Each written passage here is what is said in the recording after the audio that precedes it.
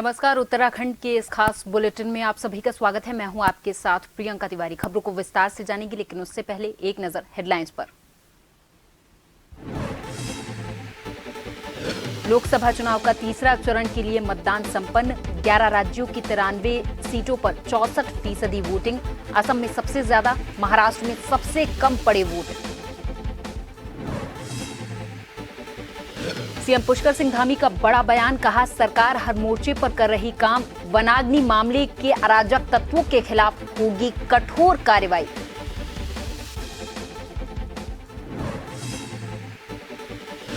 जंगल में आग लगाने वालों पर पुलिस का शिकंजा। चमोली में वनाग्नि की घटना को अंजाम देने वाले 4 लोगों को वन विभाग ने किया गिरफ्तार। नैनीताल के तल्लीताल जेल के समीप उत्पातियों ने जंगल में लगाई थी आग। चारधाम यात्रा को लेकर तैयारियां पूरी, लेकिन ट्रैवल कारोबारियों में बढ़ती जा रही नाराजगी। अपर पर्यटन सचिव पूजा डाबरियाल से ट्रैवल कारोबारियों ने की मुलाकात। और उत्तराखंड में मौसम ले सकता है करवट। 10 जिलों में आंधी तूफान और बिजली चमकने को लेकर येलो अलर्ट जारी।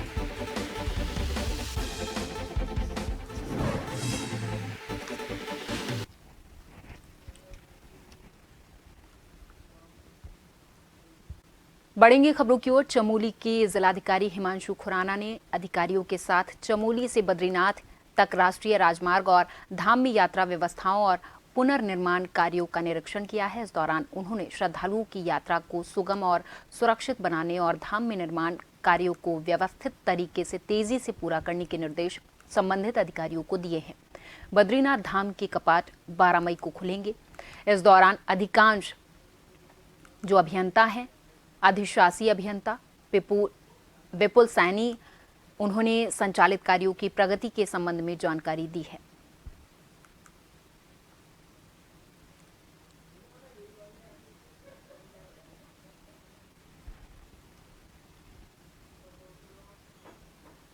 मई से बद्रीनाथ धाम के कपाट खुल रहे हैं, तो आज जो यात्रा मार्ग है उसका संबंधित विभागों के साथ निरीक्षण किया गया। साथ ही साथ बद्रीनाथ धाम में भी जो व्यवस्थाएं हैं उनका निरीक्षण किया गया। सभी विभागों को निर्देश दिए गए हैं कि तैयारियां हमने पूरी रखें। मौके पर भी सत्यापन किया गया है। तकरीबन सारी हमारी तैयारियां पूरी हो गई हैं और जो भी बचे कुचे काम हैं उनको अगले 1-2 दिन में कंप्लीट करने के निर्देश दिए हैं, ताकि जो भी हमारे यात्री इस बार बद्रीनाथ धाम में आ रहे हैं उनको किसी भी असुविधा का सामना न करना। पिरान कलियर हज हाउस में हज यात्रा 2024 के लिए चयनित हज यात्रियों का टीकाकरण और क्षण कार्यक्रम का आयोजन किया गया, जिसमें हरिद्वार जिले में हज यात्रियों ने बढ़ चढ़कर टीकाकरण करवाया है। चयनित को प्रशिक्षण स्वास्थ्य कर्मियों और हज कर्मचारियों के द्वारा हज यात्रा पर जाने वाले यात्रियों के दस्तावेजों की जांच भी की गई। इसके बाद एक एक कर जिले भर से हज यात्रा पर जाने वाले यात्रियों का टीकाकरण भी किया गया है।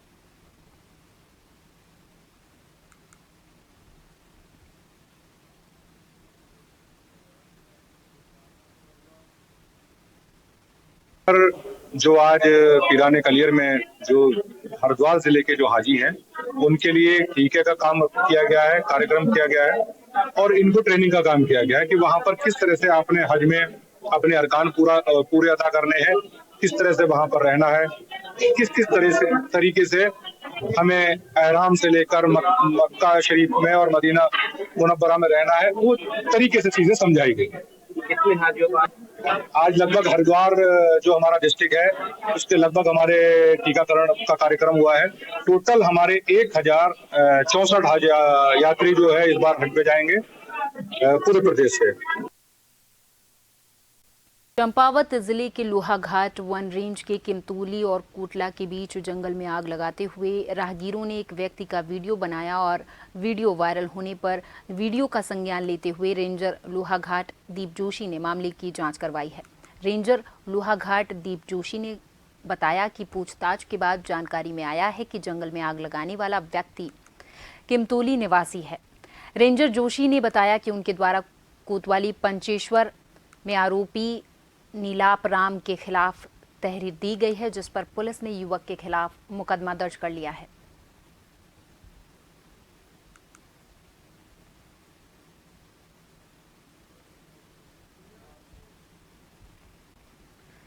कांग्रेस के प्रदेश प्रवक्ता दीपक ने सरकार और वन विभाग के कार्यों को आड़े हाथों लेते हुए कहा कि राज्य के जंगल आग से राख हो गए और इधर सरकार और अधिकारी दोनों भविष्य की योजनाएं गिना रहे हैं, जबकि इस वक्त आग से काबू पाने को विभाग के पास ना तो संसाधन है और ना ही कोई ठोस प्लान।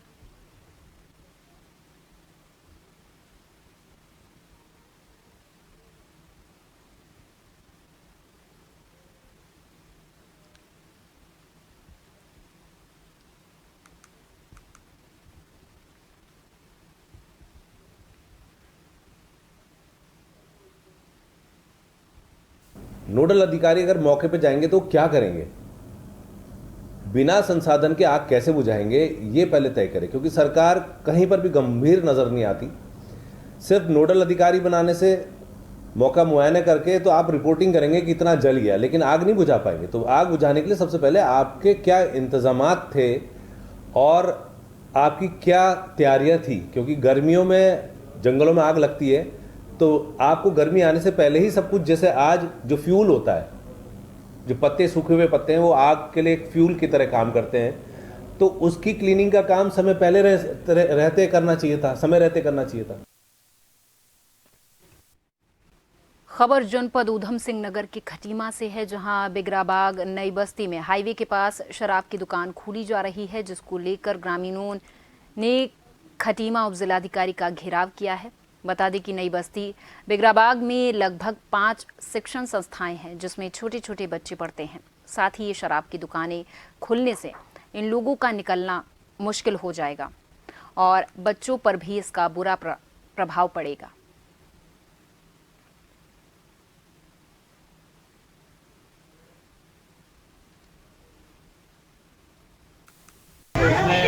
काफ़ी जन विरोध है, वो लोग पहले भी मेरे पास ज्ञापन लेके आए हैं। मैंने आपका की हत्या मांगी थी, उनके द्वारा कहा गया कि सारी मांगों को पूरा करें, लेकिन क्योंकि यहाँ पर विरोध में एक बार फिर मैं मौके में जाऊँगा, उसकी जांच करूँगा। यदि कोई मानक में कोई ढिलाई होगी तो ये दुकान वहाँ नहीं खुलेगी, लेकिन अगर यदि मानक में वो पूरा होगी तो दुकान खुलने से हम रोकने में हमारा कोई औचित्य नहीं है। खबर जनपद ऊधम सिंह नगर के खटीमा से है, जहां झुग्गी झोपड़ी में रहने वाले गरीबों को आवासीय पट्टा देने का काम प्रशासन ने शुरू कर दिया है। वहीं हल्दी घेरा में सांकेतिक तौर पर 47 लोगों को पट्टे का वितरण किया गया है। आने वाले समय में उन्हें प्रधानमंत्री आवास योजना से लाभान्वित किया जाएगा। वहीं जिस सपने को गरीबों ने कई दशकों से अपने दिलों में संजोया था, आज वो पूरा हुआ है।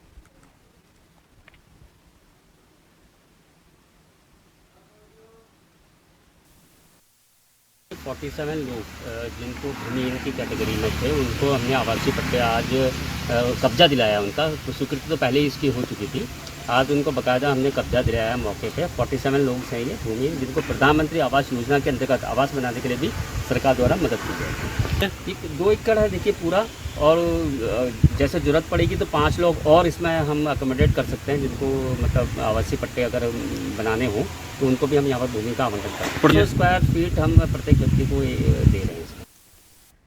लक्सर में तहसील प्रशासन और नगर पालिका परिषद की संयुक्त टीम ने अभियान चलाते हुए नगर से अतिक्रमण को हटाया है। वहीं दुकानों पर प्रबंध प्लास्टिक की पन्नियां मिलने पर उनके चालान भी काटे।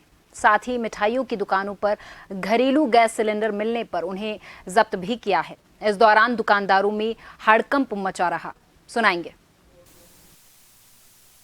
डीएम साहब के स्पष्ट निर्देश है कि बरसात से पूर्व जो नालों पे अतिक्रमण है या कहीं कोई अन्य अतिक्रमण है, तालाबों पे अतिक्रमण है, तो उसको हटवाना है। तो उसी के दृष्टिगत हम लोग ये अतिक्रमण हटा रहे हैं और साथ साथ जो नाला सफाई है उसको भी करवाएंगे, ताकि बरसात में जल भराव की स्थिति ना हो।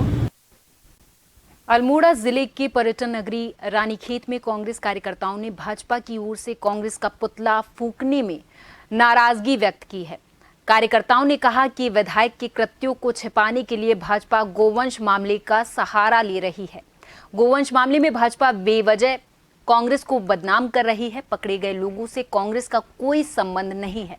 साथ ही उन्होंने बताया कि लोकसभा चुनाव की आचार संहिता लगी हुई है, लेकिन भाजपा के लोग पुतला दहन कर धारा 144 का उल्लंघन कर रहे हैं।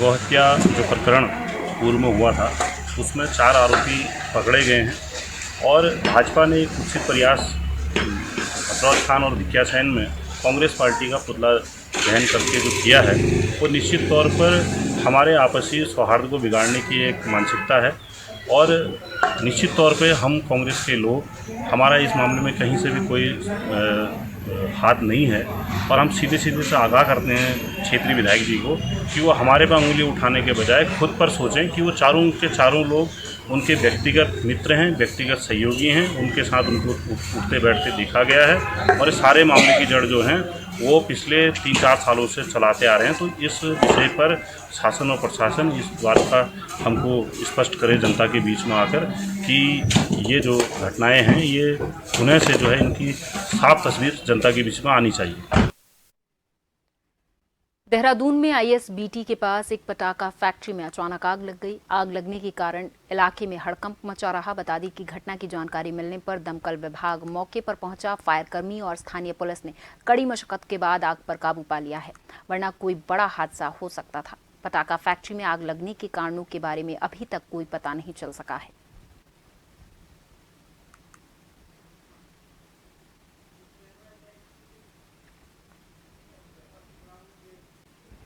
रुड़की की गंग नहर कोतवाली क्षेत्र के आजाद नगर चौक का मामला सामने आया है, जहां जियो के ऑफिस में कुछ लोगों पर तोड़फोड़ करने का आरोप लगाया गया है। ऑफिस में टेबल और लैपटॉप की तोड़फोड़ की गई है। सूचना मिलते ही मौके पर पहुंची कोतवाली पुलिस, जहां पर पुलिस ऑफिस में लगे सीसीटीवी कैमरे खंगाल रही है। साथ ही पूरे मामले की कर्मचारियों से पुख्ता जानकारी भी जुटा रही है।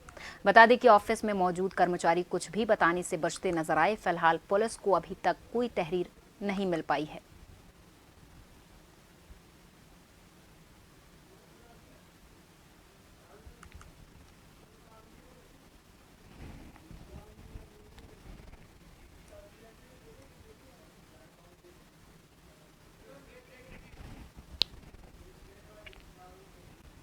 यहाँ रुकेंगे एक छोटे से ब्रेक के लिए। ब्रेक के बाद भी खबरों का सिलसिला लगातार जारी है।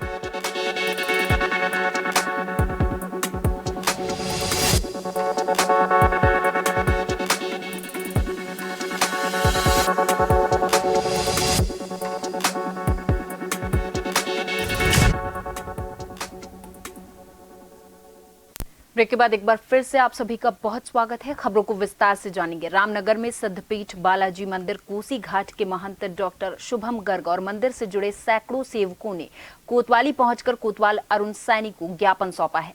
मामले में डॉक्टर महंत शुभम गर्ग ने बताया कि बीते दिवस फेसबुक पर प्रसारित एक चैनल के संचालक के द्वारा उनके खिलाफ एक आपत्तिजनक और अशोभनीय टिप्पणी करते हुए उनकी छवि को धूमिल करने का काम किया गया है।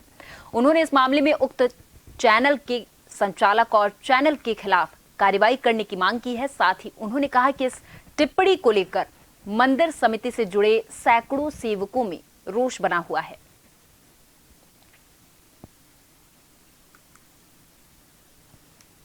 सादित होता रवि के बिंदास बोल, जिसके द्वारा आज मेरे पर्सनल और मेरे जो एक सम्मानित पद है बालाजी मंदिर में महंत का, उसके ऊपर गलत क्वेश्चन, गलत वर्डों का यूज़ किया गया है, जिसके खिलाफ मैं और मेरे साथ जुड़े हुए सभी मंदिर के सेवक जो है आक्रोश में हैं और जिसके लिए हम लोग यहाँ आज कोतवाली में आके ज्ञापन दिया है और कार्रवाई की मांग की है कि उसके खिलाफ जो कार्रवाई की जाए कि उसने आगे कभी इस टाइप के अभद्र शब्द किसी सम्मानित व्यक्ति के लिए वो ना करे।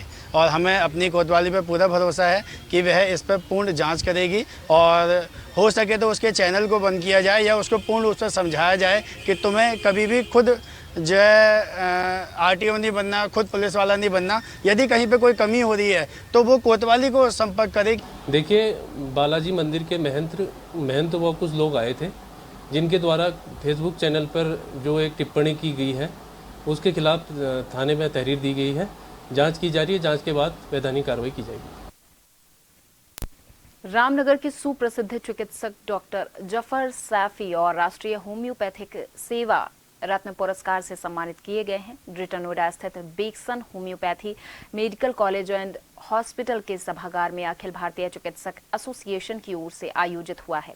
डॉक्टर जफर सैफी को उनके द्वारा कोरोना काल चिकित्सा और मानवता के क्षेत्र में किए जा रहे उत्कृष्ट कार्यों के लिए सम्मानित किया गया है। सैफी ने कहा कि उनके द्वारा होम्योपैथिक चिकित्सा के माध्यम से जटिल बीमारियों का इलाज कई रोगियों का किया जा चुका है। उन्होंने कहा कि होम्योपैथिक चिकित्सा में सभी बीमारियों का इलाज संभव है, लेकिन मरीज को कुछ सावधानी बरतने के साथ ही खान-पान पर विशेष ध्यान देने की भी जरूरत है।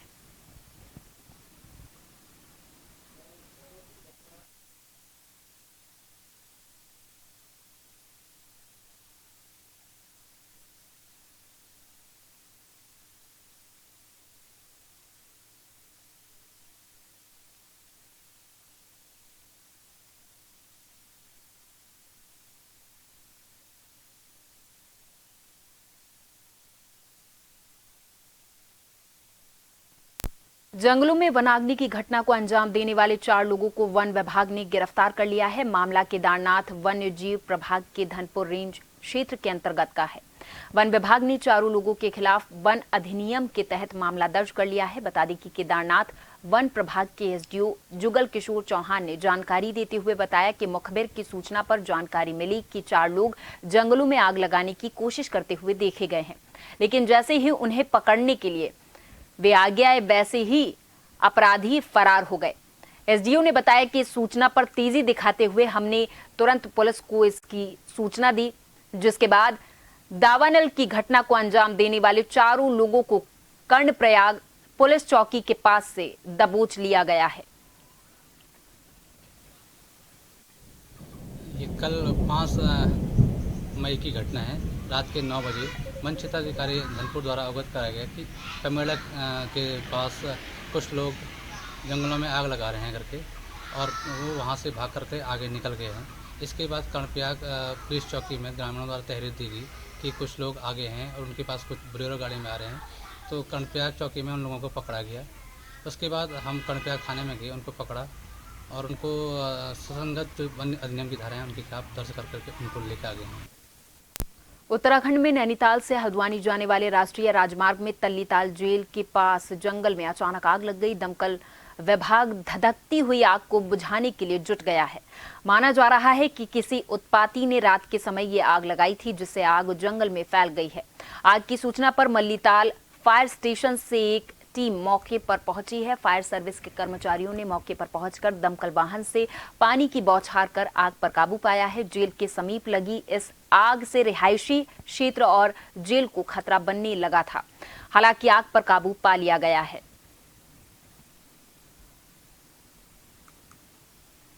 में सूचना प्राप्त हुई थी। सूचना मिलते ही हमारी पूरी यूनिट मैं वाहन के घटनास्थल के लिए रवाना हुई। यहाँ आकर देखा तो ये जेल के पास आग जंगल में लगी हुई है, जिसको हमारे द्वारा बुझाया जा रहा है और लगभग पूर्ण रूप से इसको बुझा दिया गया। ये जानकारी नहीं है, ये वही अज्ञात किसी वैसे ही किसी व्यक्ति द्वारा, राह चलते व्यक्ति द्वारा शायद लगाई गई।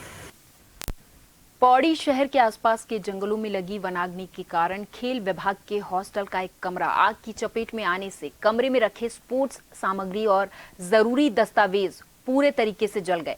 वहीं जिलाधिकारी डॉक्टर आशीष चौहान ने घटनास्थल का मौका मुआयना करते हुए आधी खेल विभाग के अधिकारी को निर्देशित दिया कि जो भी नुकसान हुआ है उसका आकलन कर रिपोर्ट प्रस्तुत की जाए।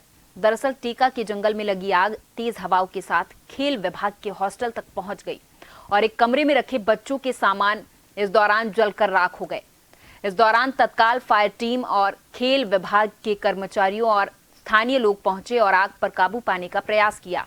हालांकि जिलाधिकारी ने हॉस्टल का निरीक्षण करते हुए कहा कि खेल के सामान की जो भी क्षति पहुंची है उसकी पूरी भरपाई की जाएगी।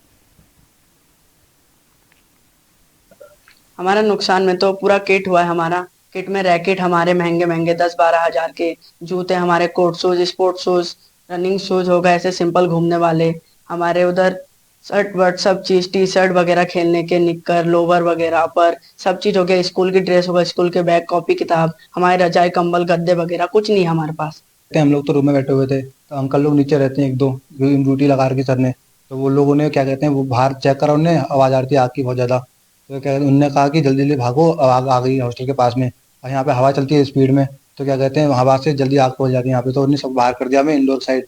फिर उन लोगों ने यहाँ पे क्या कहते हैं जो भी सिक्योरिटी करी हो अपने लिए और हॉस्टल के लिए, तो क्या कहते हैं उन्होंने हमें बोल दिया कि तुम लोग उधर साइड मत आना। हम लोग वहां से देख रहे थे यहाँ पे आग बढ़ती आ रही है और हवा तेज चलती है यहाँ पे, तो आग की लपटें आ रही थी ज्यादा हमारे पास में, सबसे बहुत जलन हो रही थी, तो हम लोग उस साइड ही भाग रहे थे सब लोग। फिर यहाँ पे जो हमारा सामान था वो सारा जल गया, हमें पता नहीं था कि यहाँ पे ऐसा बुरा है। सामान तो बचा नहीं सकते थे क्योंकि खुद ही बचना मुश्किल हो रहा था उस टाइम। तो जो फॉरेस्ट फायर के कारण कल एक इंसिडेंट हुआ था जिसमें फॉरेस्ट फायर हॉस्टल, बच्चों के हॉस्टल या जो हमारे स्पोर्ट्स स्टेडियम के हॉस्टल तक पहुंच गई थी आग, और उसमें एक कमरे में लगभग 4 के आसपास जो ट्रेनी थे उन ट्रेनी का सारा सामान जल गया। तो उनके लिए भी जो आवश्यक सहायता है वो डीएसओ स्तर पर या रेड क्रॉस के स्तर पर जो दी जानी है उसके लिए नियमानुसार हम आवश्यक कार्रवाई। चारधाम यात्रा शुरू होने से पहले केदारनाथ और बद्रीनाथ को जाने वाली यात्रा रूट श्रीनगर में पुलिस प्रशासन और तहसील प्रशासन ने अपनी पूरी तैयारियां कर ली हैं, जिससे यात्रा में कोई खलल ना पड़े। श्रीनगर यात्रा रूट को 3 जोन और 6 सेक्टर्स में बांटा गया है, जहां जोनल और सेक्टर अधिकारी चारधाम व्यवस्थाओं का जिम्मा संभालेंगे। वहीं आगामी मानसून सीजन को लेकर भी प्रशासन चौकन्ना है। एसडीएम श्रीनगर ने बताया कि यात्रा की सभी तैयारियां पूरी कर ली गई हैं।